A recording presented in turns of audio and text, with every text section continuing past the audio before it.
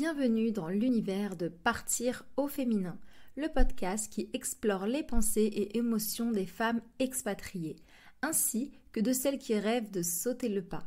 Expatriée depuis plusieurs années en Malaisie, j'ai moi-même traversé diverses étapes émotionnelles qui ont façonné ma perspective sur la vie à l'étranger. Ces expériences m'ont appris que nous sommes tous un peu émotionnellement déstabilisés lorsque nous sortons de notre zone de confort. Au fil de mes échanges avec d'autres expatriés, j'ai découvert que nos parcours individuels sont uniques, mais nos émotions et nos défis sont souvent partagés.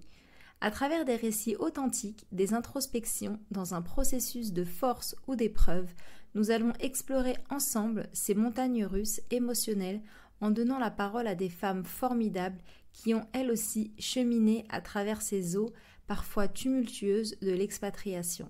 Bienvenue dans cet épisode avec Khadija, installée aux Émirats. Khadija est une entrepreneure accomplie, gérant plusieurs entreprises avec succès. De plus, elle jongle avec les responsabilités de la maternité, étant une maman dévouée. Elle nous offre un regard unique sur ce que signifie réellement être une femme forte, tout en abordant les défis de l'acceptation et de la résilience face aux revers de la vie. Préparez-vous à une conversation profonde et réfléchie. Je suis Khadija, je suis maman de trois enfants.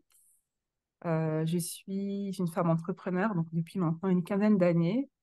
Je vis aux Émirats et voilà, je suis entrepreneur dans plusieurs domaines, dans le domaine de la communication et du marketing et dans le domaine de l'éducation des enfants. Voilà, je me suis expatriée, ça fait maintenant bientôt 3 ans que je me suis expatriée, ça passe très vite. Et donc voilà, ça se passe très bien, alhamdoulilah. Alors du coup, par rapport à l'entrepreneuriat, donc moi, comme je vous ai dit, j'ai toujours aimé en fait l'entrepreneuriat. Avant, j'étais dans le monde salarial, j'ai fait mon master en communication marketing. Euh, et quand je suis sortie de ce master-là, en fait, j'étais pas encore voilée à l'époque. Mais quand je suis sortie de ce master, je me suis dit que j'allais vraiment mettre toutes les chances de mon côté pour avoir du travail dans le monde du travail en France, parce que voilà, on sait que c'est un peu compliqué parfois quand on vient de banlieue, voilà, quand on a certains voilà, on va dire certains, quand il y a certains clichés, en fait, surtout dans ce domaine-là de la communication et du marketing. Donc, j'ai vraiment, en fait, voulu faire un bac+5 euh, et des stages à l'étranger, développer les langues et tout, vraiment pour avoir toutes les chances de mon côté, de trouver un travail, en fait, voilà, dans lequel je suis épanouie. Et quand je suis sortie de mon master, en fait, subhanallah, j'ai été confrontée vraiment euh, à une difficulté parce qu'en fait, je postulais un peu partout. Mais je passais pas le cap en fait. Et j'avais mes amis d'école de commerce qui, elles, en fait, avaient des facilités à trouver. Il faut savoir, dans mon école de commerce, voilà, c'était vraiment une école avec un public qui venait à peu près tous de Paris. Moi, je venais de banlieue, donc je n'avais pas le même profil qu'eux. C'est vrai que je me suis pris une claque en fait. Je me suis dit, oh là là, mais comment je vais faire en fait pour trouver du travail, sachant que c'était un peu urgent parce que les écoles de commerce, c'est assez cher. J'avais besoin voilà, d'avoir une entrée d'argent. À partir de ce moment-là, je me suis dit, ça va être, voilà, ça va être plus compliqué que ce que je pensais. Donc, j'ai trouvé un premier travail par la suite, alhamdoulilah, dans le domaine de la communication et du marketing. Et en fait, quand je suis rentrée dans le monde du travail, dans ce domaine-là, moi, c'est un domaine qui me plaît énormément. Mais voilà, j'étais confrontée en fait à la même chose. C'était que je me sentais pas à ma place, en fait, en tant que femme musulmane qui vient de banlieue.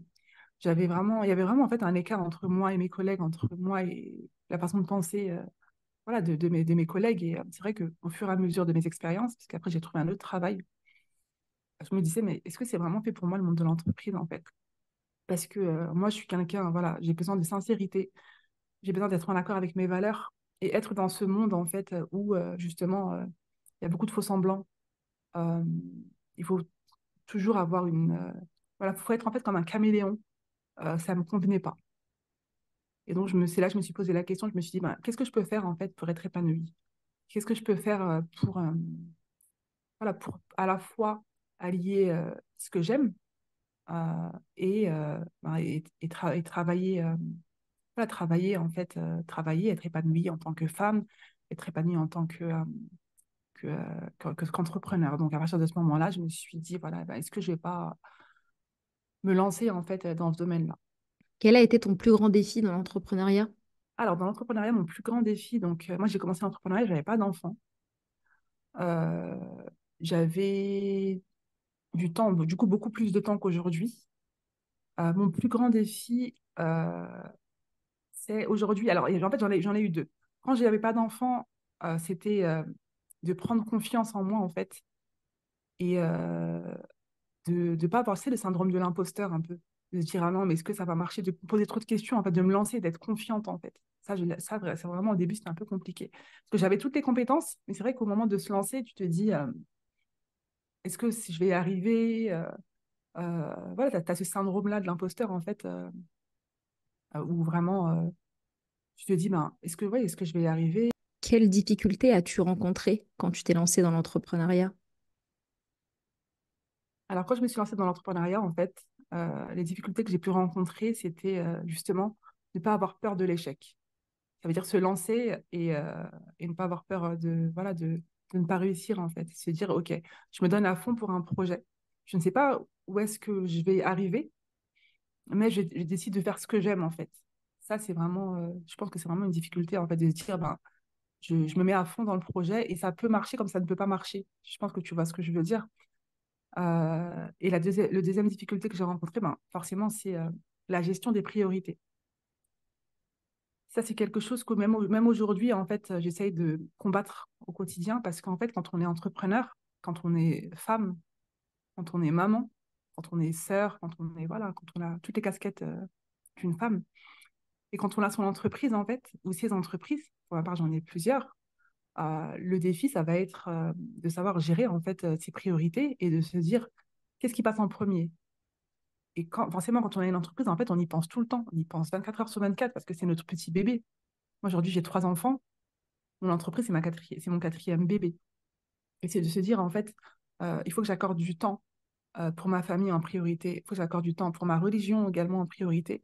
Et ensuite, j'accorde du temps pour mon entreprise. Et pas se dire le contraire, en fait. Je me mets à fond sur mon entreprise. Et à côté de ça, je mets de côté, voilà, je mets de côté mes enfants, je mets de côté mon rôle de femme, je mets de côté ma maison. Ça, c'est vraiment la difficulté, en fait, de trouver le juste milieu entre tout ça. Parce que forcément, on veut vite évoluer, en fait, on veut vite faire grandir l'entreprise. Mais qui dit vite faire grandir l'entreprise, dit prendre, prendre du temps, parce que ça fait plus. Enfin, voilà, faut faire des stratégies, il faut passer du temps, il faut développer. Et qui dit développer l'entreprise, dit forcément du temps. Et ce temps-là, ben, il faut savoir s'arrêter parfois et se dire, OK, j'accorde une heure au développement de mon entreprise, même si c'est pas forcément les objectifs que je me fixe. En fait, j'ai de plus en plus, j'ai beaucoup d'ambitions, mais je suis obligée de limiter en fait ces ambitions-là pour pouvoir justement m'occuper à côté des choses primordiales pour moi et pour une femme, enfin, en tout cas pour une femme, pour moi. Après, ça, c'est vraiment ma façon de voir les choses. L'expatriation a été un plus dans ta gestion de l'entrepreneuriat. Alors, par rapport à ça, en fait, l'expatriation, je pense que ça a été un plus. Pourquoi? Parce que, en fait, quand on s'expatrie, en tout cas pour moi, c'est un nouveau départ. Et du coup, les premiers mois d'expatriation, ils sont assez difficiles. Pourquoi? Parce qu'on a quitté sa famille, on a quitté ses amis, on a quitté son train-train quotidien et on arrive dans une nouvelle vie, en fait. Et là, bah, forcément, qui dit nouvelle vie dit on doit trouver des nouveaux repères. On arrive dans un pays où on ne connaît pas les règles. Donc, on est loin de la famille, on est seul. En fait, on se sent seul. Du coup, il y a une remise en question, en fait. On se retrouve seul avec soi-même. Et puis, parfois, il y a le décalage horaire. Donc, forcément, tu peux pas appeler comme tu veux tes proches. Euh, donc là, tu te mets à réfléchir, en fait. En fait, j'ai l'impression que quand on s'expatrie, on a cette phase-là où, comme on est seul, on va beaucoup plus réfléchir, en fait, à soi. On va réfléchir voilà, à ce qu'on veut pour, euh, pour nous-mêmes, pour nos enfants.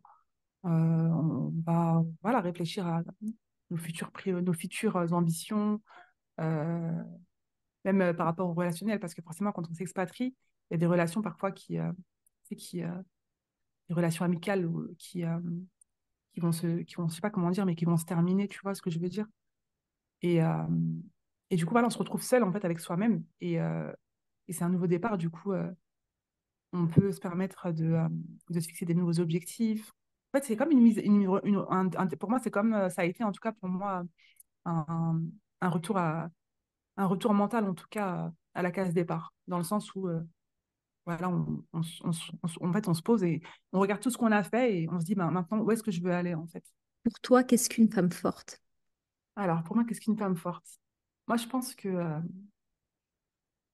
toutes les femmes sont fortes, déjà, parce que en tant que femme, en fait, on a différentes casquettes. Et ça, c'est pas donné à tout le monde, en fait. On est à la fois maman, certaines en tout cas. On est à la fois, parfois, entrepreneur, ou même pour celles qui ne le sont pas, ou salariés. On doit gérer notre foyer, on doit gérer notre époux. Après, voilà, je sais qu'il y a des sœurs qui sont aussi célibataires, hein, mais je parle vraiment pour moi. Et parfois, ben, on doit, en fait, justement, quand on se réveille, en fait, on a cette espèce de liste, de to-do list, euh, justement, avec toutes ces casquettes, en fait. Et on doit l'affronter, cette to-do list. Et on doit essayer de la gérer au mieux et de trouver un juste milieu, en fait, entre toutes ces activités, tu vois, pour pas tomber dans un burn-out. Donc, je trouve qu'en fait, la femme forte, c'est une femme qui réussit justement à gérer toutes ces choses-là en trouvant un juste milieu et en Mm. trouvant du temps pour elle, en trouvant du temps pour ses enfants, en trouvant du temps pour son mari et en trouvant du temps pour son entreprise. Après, je sais que c'est pas toujours facile, hein, mais pour moi, une femme forte. Après, bien sûr aussi, je parle pas de religion là, mais bien sûr, hein, ça fait partie aussi d'une femme forte, en fait. Le fait aussi de pouvoir s'accorder du temps pour son dîne. Pour moi, la définition d'une femme forte, en fait, c'est voilà, c'est une femme qui fait les causes pour pouvoir être épanouie, en fait, dans tout ce quotidien qui n'est pas facile et qui reste optimiste. Est-ce une femme qui se sacrifie? Alors, justement, c'est une très, très bonne question. Parce que là, du coup, quand je donne ma définition, on a l'impression on peut en tout cas avoir l'impression que c'est une femme qui se sacrifie. Mais justement, en fait, pour moi, une femme forte, c'est une femme qui se dit pas qu'elle se sacrifie, justement. Parce qu'un sacrifice, ça voudrait dire qu'on s'oublie, en fait. Quand on fait le sacrifice de quelque chose, c'est qu'on, voilà, qu'on donne qu'on donne quelque chose, en fait, et qu'on ne le veut pas vraiment. Je sais pas si tu vois ce que je veux. En gros, je me suis sacrifiée, ça veut dire que, voilà, je donne quelque chose et c'est pas... je suis un peu obligée, forcée. Et pour moi, en fait, une femme forte, elle ne doit pas se sacrifier. Pour moi, justement, elle doit trouver le juste milieu entre toutes ces choses-là en se disant, bah, OK, pourquoi je le fais? Je le fais pour une bonne raison. Pourquoi j'ai besoin de le faire? Et essayer de trouver un juste milieu entre tout ça, en fait, justement, en se disant, pour ne pas me sacrifier, je vais essayer justement de trouver du temps pour toutes ces choses-là. Et quand quelque chose me pèse, je le mets entre parenthèses. Si je peux me permettre, en tout cas, de mettre entre parenthèses, je le mets entre parenthèses. Pour toujours avoir, en fait, le contrôle, en fait, sur ça et pas se dire, ben, j'ai sacrifié, j'ai sacrifié, j'ai sacrifié, je me sacrifie, je me sacrifie. Moi, en tout cas, c'est comme ça que je vois les choses. Et même par rapport à l'entrepreneuriat. Aujourd'hui, j'ai plusieurs entreprises, mais quand je vois en fait que ça me prend du temps sur des choses qui sont prioritaires pour moi, j'hésite pas à lever le pied et me dire, OK, peut-être que cette semaine, j'avais prévu pas moi, d'envoyer 2 newsletters, d'envoyer, voilà, je sais pas moi, de contacter tant de personnes, de faire telle chose au niveau du marketing, eh ben, je vais préférer me dire, bah, écoute, je vais envoyer une seule newsletter parce que je suis fatiguée. Parce que, voilà, je sais pas, moi, ma fille, elle a un examen, donc je dois l'aider. Parce que je préfère passer du temps en famille, parce que si, parce que ça, tu vois. Donc, pour pas justement sacrifier, en fait, me dire, bon, bah, si, je vais rester sur mon entreprise et je vais sacrifier les moments en famille. Je vais pas aller bruncher avec mon mari et mes enfants parce que, voilà, j'avais prévu ça. Donc, tu vois, j'essaie toujours, en fait, de trouver un équilibre entre tout ça pour ne pas sacrifier, en fait, faut pas, en fait, voilà, avoir cette notion de sacrifice. En fait, pour moi, tu vois, c'est comme si, tu vois, que la femme, en fait, elle avait, je vais faire une métaphore, en fait, c'est comme si on avait, tu sais, des fils dans la main avec toutes les choses qu'on aime, en fait, notre famille, un fil de la famille, un fil avec notre travail si on est entrepreneur ou dans le salariat, un fil avec le mari, un fil avec la religion. Et qu'en fait, à chaque fois, on tire ce fil-là, en fait, pour remonter quand il y a trop de pression, tu vois. Genre, je le monte et je le descends. Donc, quand je peux ben, me mettre dans l'entrepreneuriat, je me mets. Si je vois que ça me prend trop de temps, ben, je le tire Pareil pour la religion, ben, j'essaie de faire ce que je peux, mais je vais pas me charger non plus, tu vois. Parfois, c'est vrai que, par exemple, là, on arrive au mois de Ramadan, on va dire, oh là là, moi, il faut absolument que je finisse le Coran. Mais ça peut être, ça peut être compliqué pour certaines de finir le Coran, en fait. Et si je sens que j'ai une pression, je vais me dire, bon, bah, ok, peut-être que je vais pas finir le Coran entièrement pour le mois de Ramadan, mais je vais faire d'autres choses à côté qui sont plus accessibles, en fait. Tu vois. Donc, ne pas se mettre cette pression, en fait, tout le temps en se disant, il faut que je fasse, il faut que je fasse, il faut. Voir, essayer de se dire, ok, mais si je fais ça, comment seront les autres choses, en fait? Moi, je veux trouver l'équilibre entre toutes ces ficelles, entre tous ces fils, je veux trouver un équilibre. Donc, ok, si je finis le Ramadan, le Coran pendant le Ramadan, à côté de ça, est-ce que je vais pouvoir faire des activités Ramadan avec mes enfants? Est-ce que je vais pouvoir, je sais pas moi, aller au Tarawih le soir si j'en ai envie, tu vois, si c'est quelque chose qui m'épanouit. Donc, tu vois, donc j'ai besoin à chaque fois en fait de poser cette question-là de attention euh, au juste milieu entre toutes ces choses-là. Qu'est-ce qui se passe quand on refuse ce que la vie nous donne? Alors, c'est une très bonne question. Moi, je pense que il faut accepter ce que la vie nous donne parce que la vie, c'est Allah en fait qui nous a écrit, qui a écrit en fait nos destinées à chacun et à chacune. Et lorsqu'on l'accepte pas, en fait, euh, ben on peut, voilà, pour moi, on recule, en fait. Pour moi, accepter, ça fait partie du cheminement. Quand on accepte, en fait, ce que la vie nous donne, ça fait partie du cheminement et ça fait partie du cadavre, en fait. Et en tant que musulman, on doit croire au destin, en fait, qu'il soit bon ou mauvais. Et ça passe par l'acceptation, en fait, des choses, des épreuves, l'acceptation de tout ce qu'Allah il met sur notre chemin, en fait. Et, euh, et d'ailleurs, en général, ce qu'on n'accepte pas, c'est ce qu'on n'a pas voulu, voilà, c'est ce qu'on ne pensait pas, en fait, qu'il allait se passer. Je sais pas si tu vois ce que je veux dire, mais du coup, moi, je pense qu'il faut avancer, en fait, en se disant, ben, ça m'est arrivé, j'accepte. Après, c'est vrai que la phase d'acceptation, elle peut être difficile selon l'épreuve, mais du coup, s'accrocher à la religion, en fait, en se disant, si Allah, il m'a mis ça sur mon chemin, si Allah, il m'a mis ça dans ma vie, c'est que je suis capable de l'affronter, en fait. Et je vais avancer. Et cette épreuve-là, je ne sais pas pourquoi elle m'est arrivée, ou cette chose-là, je ne sais pas pourquoi elle m'est arrivée. Je vais l'accepter. Et je sais que si Allah il me l'a mis sur mon chemin, c'est pour un bien que peut-être que je ne vais pas voir ici, et peut-être que je verrai dans l'au-delà. Et je vais réussir à arriver, je vais réussir à avancer en fait avec ça. Et, et je vais m'accrocher en fait. Je vais m'accrocher et voilà, je vais réussir à y arriver. Parce que moi, du coup, pour moi, en fait, ne pas accepter quelque chose, euh, c'est combattre son destin. Et quand on combat son destin, on est dans une vie où on perd du temps, parce que tu peux pas combattre le destin en vrai. Le destin, tu peux que aller vers le destin, avancer tout doucement en fait, mais le combattre, c'est pas l'objectif d'une vie en fait. Pour moi, c'est pas l'objectif d'une vie, c'est le contraire qu'il faut faire en fait. Il faut essayer de construire son destin sur des bonnes choses, sur des bonnes bases.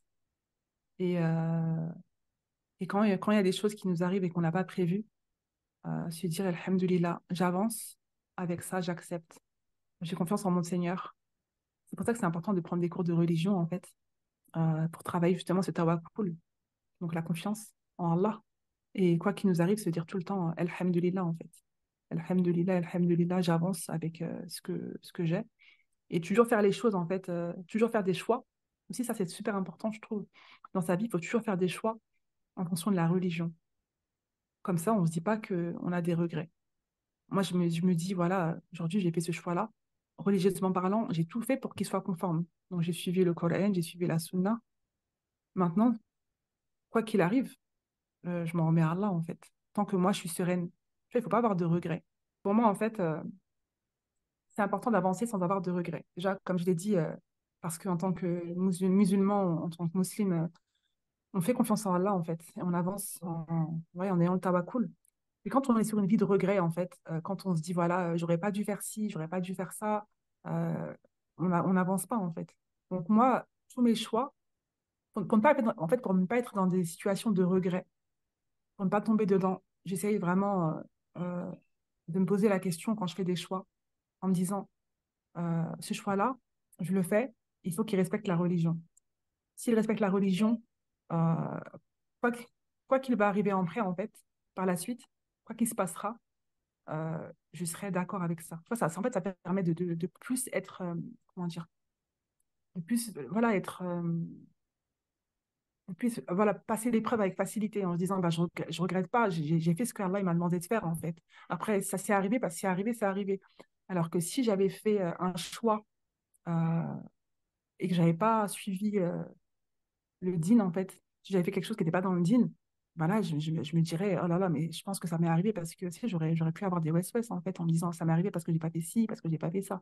Mais tant que j'ai fait un choix, en fait, euh, en mettant la religion en priorité, alhamdoulilah, j'avance avec. Parce que pour moi, les regrets, en fait, ça bouffe le cœur. Et aujourd'hui, je vois, par exemple, des personnes âgées autour de moi qui vivent avec des regrets et je vois comment ça les bouffe, en fait, comment ça les ronge. Ils sont tellement tristes et ils y pensent jusqu'à aujourd'hui. Ils se disent, voilà, ben, je regrette, j'aurais pas dû faire ce choix-là, j'aurais pas dû faire ci, j'aurais pas dû. Et en fait, ça, ils ruminent à chaque fois, ils ruminent à chaque fois, et c'est pas bon parce que ça génère du stress. Et on sait que le stress, ben, ça a un impact sur les maladies. Et surtout quand on est âgé, parfois, ben, forcément, on a besoin d'avoir une énergie positive, en fait. Et c'est pas le cas. C'est pour ça qu'il y a beaucoup de personnes âgées, parfois, qui sont, voilà, qui sont mal parce que en plus de la douleur physique de la vieillesse, eh ben, il y a ces regrets. Et moi, en tout cas, dans ma vie, je ne sais pas si j'en aurai plus tard ou pas, Allahu alem, mais j'essaye en tout cas de tout faire pour ne pas en avoir et de me dire, OK, je fais les choix que j'aime à condition qu'ils soient en accord avec mon dîn et quoi qu'il arrive, alhamdulillah, j'avance. Quel conseil pourrais-tu donner aux femmes qui sont expatriées ou qui vont l'être bientôt? Alors, le premier conseil que je vais donner, c'est le tawakkul, la confiance en Allah. C'est pas facile en fait quand on s'expatrie parce qu'on laisse sa famille, on laisse sa routine, on laisse ses amis, ses habitudes. On arrive dans un nouveau pays, forcément on va tout reconstruire. Euh, là, on se retrouve, comme j'ai dit tout à l'heure, en fait, on se retrouve seul avec nous-mêmes. Et forcément, quand on est seul, on peut avoir des pensées en fait qui arrivent. Et il faut savoir combattre ces pensées-là. Voilà, on va se dire, oh là là, est-ce que j'ai fait le bon choix? Est-ce que j'ai fait ci? Est-ce que j'ai fait ça? Donc en fait, il faut les combattre en disant, ben, je sais pourquoi je l'ai fait en fait. Je sais pourquoi je me suis expatriée. Inch'Allah, je vais réussir à affronter ces mois euh, de solitude, hein. Après, c'est pas tout le monde. Je sais que parfois, il y a des gens qui s'expatrient dans des pays où il y a leur famille. Le conseil que je donnerais, c'est voilà, le tawakkul en fait, et se dire à chaque fois, voilà, se remettre en là en se disant, Alhamdulillah, j'ai fait ce choix-là et je sais pourquoi je l'ai fait. Le deuxième conseil que je donnerais, c'est de s'accrocher au dîn et vraiment d'étudier la religion avant de partir. Et même bon, après tout au long de sa vie, hein. Mais c'est important en fait parce que quand on part en fait et qu'on a des phases d'épreuve, parce que voilà, il y a plein de gens qu'on entend qui sont partis et qui ont été dans l'épreuve, hein. On doit s'accrocher à quelque chose en fait. Et quand il n'y a pas les proches qui sont là, parce qu'ils sont loin, ils vivent dans des pays voilà, où parfois il y a des décalages horaires, euh, voilà, en fait, on ne sait pas comment quand on est en France, c'est quand ça va pas, on peut aller chez la maman, ou quand ça va pas, on peut appeler un proche. Là, c'est pas comme ça, en fait, parfois, c'est pas possible. Et du coup, c'est pour ça que c'est important en fait de travailler sa foi pour se dire, voilà, Allah, il est là. Allah, il sera toujours là pour moi, en fait. Il a toujours été là pour moi avant. Même si voilà, j'avais mes proches et tout pour me consoler, là, c'est Allah, en fait, c'est lui, lui seul. Et quand on a ça, et quand on s'expatrie, pour moi, et ben pour moi, ça, c'est la clé de l'expatriation. C'est vraiment travailler sa relation avec Allah et travailler son tawakkul et se dire, ben, quoi qu'il va, mais voilà, quoi qu'il peut se passer dans mon expatriation, et ben, je m'en remets à Allah, en fait, et c'est à lui, voilà, que je vais me confier, c'est à lui que je vais parler. Donc, pour moi, ça permet aussi, l'expatriation, de développer, en fait, encore une relation encore plus forte, en fait, avec Allah. Donc, voilà les conseils que je peux donner, en tout cas, vis-à-vis de la religion. Après, vis-à-vis voilà, en tant que femme, en fait, ce serait, ben, en tant que femme et en tant que mère, ce serait de préparer les enfants à l'expatriation, voilà, en leur vantant les bienfaits du pays, Et là, en tant qu'éducatrice, j'irais même un peu plus loin. Je me dirais, voilà, ben, faire un petit exposé avec les enfants sur le pays d'expatriation, leur faire goûter les plats, leur donner envie d'y aller. Et pareil, quand on arrive sur place aussi, c'est forcément, ils quittent la famille. Donc, pour eux, c'est tout nouveau. Donc, directement, en fait, d'essayer de leur trouver des points de repère, en fait, et de leur vanter les mérites, pardon, du pays. Et de pas, en fait, toujours comparer avec la France en leur disant, oh là là, mais en France, c'était mieux comme ça. En France, le pain, il est meilleur. En France, c'est comme ça. En France, parce qu'en fait, ce sont des enfants, certes, mais si à chaque fois on leur vante les mérites du pays qu'on a laissé, ben, eux, ça va leur donner juste envie d'y retourner. Parce qu'ils vont se dire, bah, maman, elle n'est pas épanouie dans le pays où elle est. Enfin, même si nous, on ne le ressent pas comme ça, hein. Mais eux, c'est ce qu'ils vont se dire. Ils vont se dire, ah ben, en fait, moi, j'ai envie d'y retourner. Parce que peut-être que là-bas, on est mieux. Donc, c'est aussi faire aimer le pays, en fait, aux enfants. Même si parfois, on passe par des périodes où on est mal. Se dire, bon, ben, je vais tout faire pour leur faire aimer le pays, leur faire découvrir et en gros, pour qu'ils aient leurs racines ici. Et voilà. Voilà le conseil que je donnerais. Mais surtout ne pas se mettre une pression, en fait. Vraiment laisser les choses se faire comme elles sont. Et Inch'Allah, tout se passera bien. Merci Khadija pour ta sagesse. La force ne réside pas seulement dans la capacité à surmonter les défis, mais aussi dans la capacité à accepter et à s'adapter aux circonstances de la vie où qu'elles nous mènent.